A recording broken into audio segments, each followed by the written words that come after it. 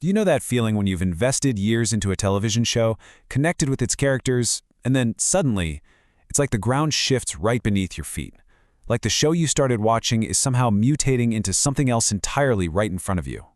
Well, that exact phenomenon is completely dominating pop culture conversations right now, especially when we talk about massive superhero properties. Today, we're doing something really fascinating. We are going to objectively map out a passionate, overarching critique of The Boys Season 5 and its rapidly expanding universe. And just a quick heads up. To keep things moving and really engaging, I've designed this explainer to be highly visual, focusing a lot more on the photos of the incredible artists involved, with way less text for you to read on screen. Now, whether you agree with this analysis or not, breaking down the anatomy of a critique is honestly one of the best ways to understand how modern television is consumed. We're going to look at the exact arguments being made about where the narrative is stumbling, where the focus is shifting, and how the broader franchise strategy might literally be impacting the flagship show itself. Here's our roadmap for today. Franchise shifts, plot inconsistencies, sentimental plots, political allegories, and the casting connection. Let's get right into it. Section 1. Franchise shifts in the expanding VCU. So, the VCU, the Vought Cinematic Universe, is the term floating around to describe the macro-level direction of this whole franchise. There's a really growing argument out there that the business strategy of spinning out multiple shows is beginning to heavily dictate the creative choices made in the main series. I mean, the universe is expanding rapidly, right? We have the spin-off Gen V, which is wrapping up after Season 2, then there are talks of The Boys Mexico in development, and Vought Rising, the upcoming prequel series. The strategy implied here is super fascinating. Gen V characters are basically being absorbed into the broader universe. The theory observers are putting forward is that the network isn't ending Gen V because it failed. No, they're ending it to start something fresh that brings all the surviving characters together in this giant mega mashup. It really asks a huge question about modern entertainment. At what point does corporate synergy completely override organic storytelling? Think about your absolute favorite self-contained story. Now imagine that story being forced to merge with 3 others just to keep a streaming platform's calendar full. That is the core of this argument. As this quote captures, there's an argument to be made that the way Gen V ended, there's nowhere else to go. Because those specific characters need to be at the school for the original premise to actually work, critics suggest the writers just kind of realized the narrative had boxed itself in. So the strategic corporate move and the show take the surviving cast and consolidate them into whatever big new tentpole series comes next. Moving right along to Section 2, the micro look at plot inconsistencies. Okay, so from the very beginning of the series, the entire dramatic weight hung on one terrifying premise. Homelander is an indestructible god and humanity is entirely at his mercy. The stakes were sky high because he was virtually invulnerable. But a massive inconsistency has been introduced. Suddenly, it turns out all you need is a bit of radiation and this completely unstoppable force is mostly crippled. Now, the critique notes that radiation in this universe works in a really weird, disconnected way. It behaves almost like an acid that melts people. But regardless of the weird science, this newly introduced vulnerability kind of neuters the core thread of the show. It almost feels like a couple of well-placed bullets might actually finish the job now. For longtime viewers, breaking your own universe's established rules just to find a quick way out of a narrative corner is a pretty fast track to alienating your audience. Observers are also questioning the overarching goal of this entire season. Like, what was the actual point? The characters spent a massive amount of time chasing a virus. They finally acquired it, and then it was arbitrarily destroyed. This brings up a really frustrating reality of modern television, the stalling tactic. The argument is that the destruction of the virus didn't serve a logical narrative purpose at all. It was just a tool to stall the momentum. It gave the characters a pretty contrived reason to just keep wandering through the narrative, effectively padding out the rest of the season's runtime.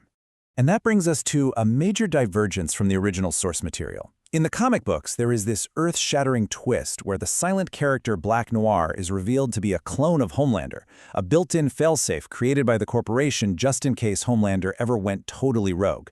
The TV show has completely abandoned this, confirming Black Noir is definitely not a clone.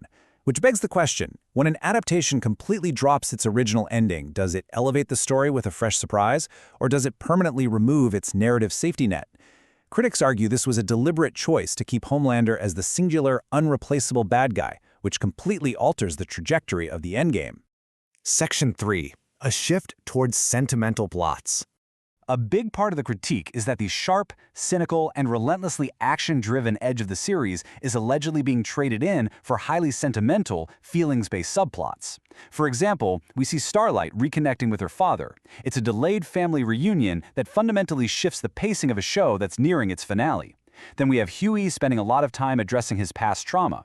And overarching all of this is a really noticeable pivot toward feelings-heavy group dynamics. The commentary points out that large stretches of the main plot literally just boil down to the characters traveling somewhere, getting manipulated, and then simply expressing their anger and feelings to one another for the rest of the episode. Have you ever watched a high-stakes thriller suddenly grind to a complete halt just so everyone can sit in a circle and talk about their feelings? That is the exact frustration being voiced here. To quote the critique directly, it's people talking about their feelings and sitting around, pad out the rest of the season with feelings. Now, as an explainer, my goal isn't to declare if character development is good or bad, but it's absolutely crucial to understand that for a massive segment of the audience, these emotional detours feel entirely like filler. The pacing just suffers when the primary objective is paused so characters can emote, especially right after the main weapon, that virus, was taken off the board. A huge red flag for audiences regarding this potential filler was an episode that felt incredibly derivative. Characters basically find themselves in a zombie survival scenario with infected farm animals. This led to descriptions of the execution as The Walking Dead with mushrooms.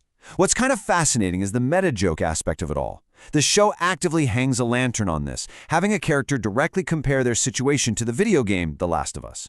But there's a fierce debate happening. Does acknowledging a borrowed plot trope out loud make the writing clever and self-aware, or does it just highlight a lack of original ideas in the writer's room? Which ties right into the concept of a retcon. If you're not familiar, a retcon is altering previously established facts in the continuity of a fictional work. When a show tries to retroactively fix a past mistake based on internet backlash, it often feels really disjointed. Last season, there was significant audience outcry regarding how the show poorly handled Huey being sexually assaulted. The argument goes that this season, the writers attempted a reactive retcon to appease fans by having Huey explicitly confront his abuser. While the intention might have been corrective, critics argue it stands out as a glaringly obvious response to real-world criticism rather than an organic character progression. Section 4. Heavy-handed political allegories. Look, this universe has always been political. Right from episode 1, it was built on dissecting corporate greed and military-industrial complexes. But check out this line of dialogue. Defund the public schools and give vouchers for the Homelander freedomies. There is a massive difference between subtle, timeless satire and just directly pasting modern political talking points into a script. For the critics, this crosses that line. The argument is that this type of writing completely shatters the immersion of the fictional universe. The characters stop sounding like people inhabiting their own world and start sounding like a social media feed from a very specific week in our world. Another heavily scrutinized line is this one. You don't want kids reading about gay penguins and becoming woke jihadis, do you? I mean, think about how quickly internet slang evolves. When a television show ties its dialogue so aggressively to current, highly specific buzzwords like woke jihadis, it risks aging terribly. The critique argues that prioritizing immediate political lectures over crafting a timeless narrative means that in just 3 or 4 years, this dialogue is going to feel incredibly dated, and it's going to confuse future viewers who just aren't plugged into today's specific cultural arguments. Which brings the political critique full circle, right back to Homelander. Remember how they abandoned the Black Noir clone twist we discussed earlier? Well, the overarching argument is that this massive narrative choice was made explicitly to maintain Homelander as a singular, direct, real-world political parallel. By forcing the character to strictly mirror specific real-world political figures, the writers have allegedly sacrificed the unpredictable, unguided missile nature of the character. He's no longer a chaotic wild card. He's completely bound by the rules of the allegory he is now forced to represent. Section 5. The Supernatural Casting Connection. Now, let's talk about the artists themselves, because there is a fascinating meta-trend happening with the expanding roster entering this universe. The showrunner, Eric Kripke, previously created the massive hit Supernatural, and we are seeing a full-blown reunion of those core artists. Jensen Ackles was brought in as Soldier Boy and is now set to anchor the upcoming Vought Rising prequel. Jared Padalecki is officially joining the cast, and it's widely expected that Misha Collins will also appear. These artists bring an incredible amount of gravitas and a deeply loyal viewership with them, which completely changes the dynamic of the cast list. Which naturally leads to a somewhat cynical but honestly entirely fair question. Do we really need a supernatural special wrapped in superhero clothing? Is this casting trend an organic creative necessity because these are unequivocally the best actors for these newly created roles? Or is this transparent fan service designed to pull in an entirely different demographic just to keep the ratings up? The commentary makes a remarkably bold claim regarding that exact question. They state, Jensen Ackles is probably the only character left that's actually got a fan base that people want to go and watch. Wow. When a franchise starts relying on stunt casting or the past goodwill of another massively successful show to survive, it says a lot about the confidence the network has in its current writing. The argument here is that the entire future of this expanding universe, particularly that prequel, doesn't hinge on the lore of the boys anymore, but entirely on the established star power of these specific artists. Finally, Section 6, the final takeaway. Franchise fatigue? We have meticulously mapped out a critique of a show that allegedly strayed from the sharp edge of its source material just to maintain a rigid political allegory. We've examined claims of writers stumbling into plot holes, contradicting their own established rules regarding invulnerability, and padding runtimes with deeply sentimental, meandering detours. And finally, we looked at a franchise that now appears to be heavily leaning on spin-offs and the star power of past television hits just to maintain relevance. The Boys originally exploded onto the pop culture scene as a razor-sharp, brilliant satire of massive, bloated superhero franchises and endless corporate synergy.